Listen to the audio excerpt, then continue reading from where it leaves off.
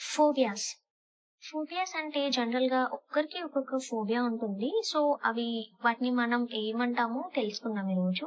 See ఇవి ఎలా ఈజీగా గుర్తుపెట్టుకోవాలో కూడా నేను మీకు చెప్తాను.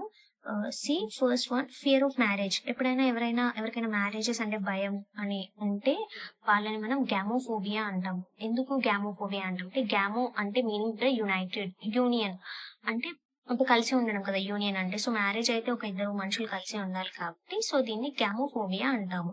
And next fear of water.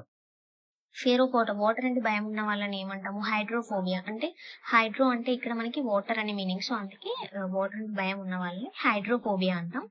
And fear of being alone. ఎవరికైనా ఆహ్, జనరల్‌గా ఎప్పుడు గుంపులోనే తిరుగుతూ ఉంటారు. సో, అలా కాకుండా ఒక్కరే ఉండాలి అంటే భయపడే వాళ్ళని ఆటోఫోబియా అంటాం. ఆటో అని ఎందుకన్నామంటే ఫర్ ఎగ్జాంపుల్ ఆటోబయోగ్రఫీ అంటే ఏంటి? మన లైఫ్ స్టోరీని మనమే రాసుకోవడాన్ని అంటే దాన్ని సెల్ఫ్‌గా రాస్తున్నాం కాబట్టి మనది మనమే ఆటోబయోగ్రఫీ అంటాం కదా! సో, సిమిలర్‌లీ ఒక్కరమే ఉండడానికి భయపడతాం కాబట్టి దీన్ని ఆటోఫోబియా అంటాము. And fear of women.